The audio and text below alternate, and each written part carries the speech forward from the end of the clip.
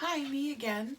So we're on the final rise, and we're about to put the bread into the oven. I've got them in their bowls. I've unwrapped one so far, and I'm about to take it out of the bowl.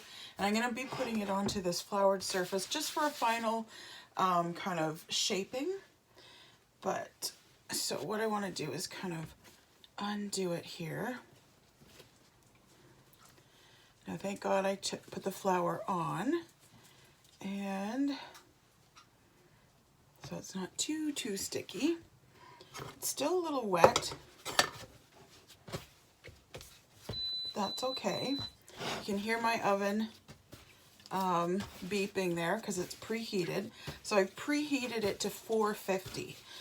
So you want a very high temperature for the bread, because bread needs to cook at a high temperature.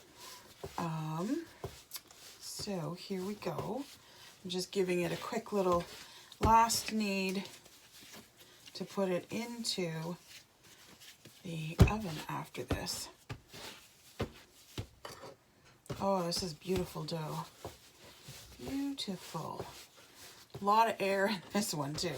But it's basically, you've put in, now I'm just going to spray up these pans just a little bit, just so there's no sticking. So I'm just using like pan coconut spray. Just giving it a little spray, just in case. I've never had the bread stick, but you know, better safe than sorry.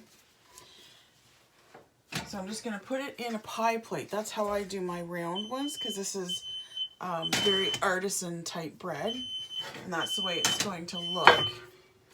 So then we are going to, just going to scrape some of this off here. That's my fire alarm going off.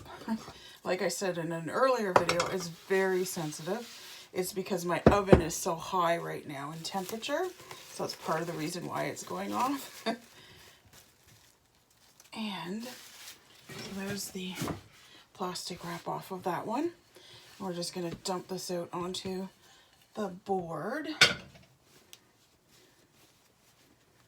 And I'm going to take the cloth off. There we go, cloth is off. So essentially this has had about 6 hours of rise time. Now it's up to you. I did the 3 rounds of 2 hours each. You could do 2 rounds of 3 hours each. I've also done it that way, and it's worked out just fine. And I'm just gonna knead this out a little bit, because it's still fairly wet, this dough, this time around. And sometimes sourdough is like, it's an unpredictable sort of beast a little bit. You kind of just have to watch what it's doing and adjust accordingly. And so I've got this shaped now into a beautiful dough ball here, right here. So now this is where you want a good sharp knife. Grab this knife here, because you want to score this. Now, sometimes when you take the dough out, there's going to be flour all over it, because you floured the cloth that's over top of it, or that's under it actually in the bowl, because you put it in upside down. So if there's a lot of flour, dust it off. So you would take a little brush, like I would take a one of my little dusting brushes here. I've got another one over here, this one, and I would just dust off the flour, because the flour will burn, and you don't want necessarily big clumps of flour on the crust of your bread.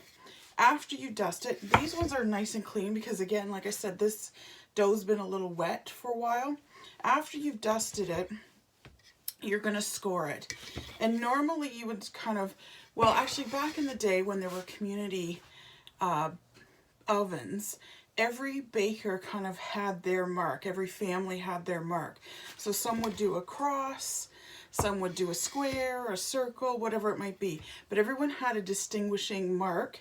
So as a baker, you can come up with your own mark.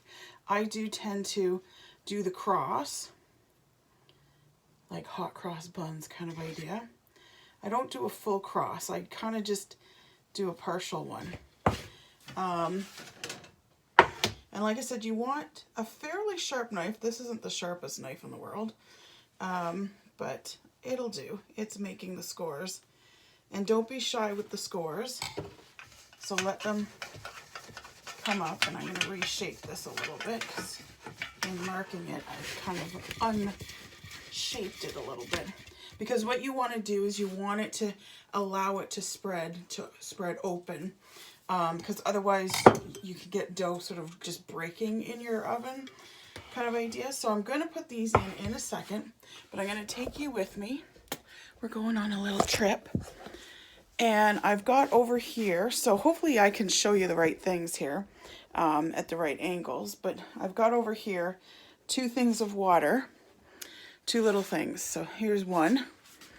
I'm going to bring them over here to where my oven is. This is the oven. I don't use my apartment oven. It's not very good.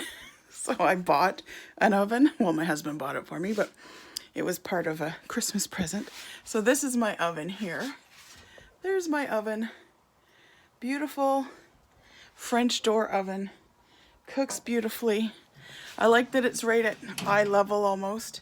So you'll see in here, I have a pan that I've put right at the bottom.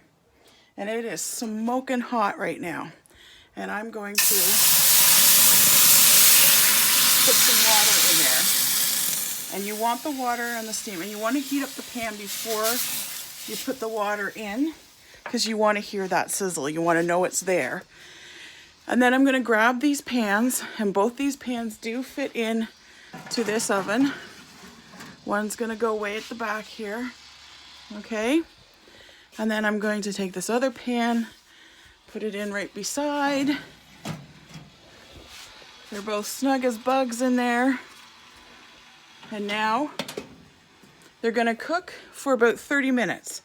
So I'm going to up the time here on my timer. And like I said, they're going to cook for about 30 minutes. Whoops. Went way beyond 30 minutes there. There we go. All right. So it's on timer. This oven automatically has a timer. So I will see you again once the bread is done. Okay. Bye.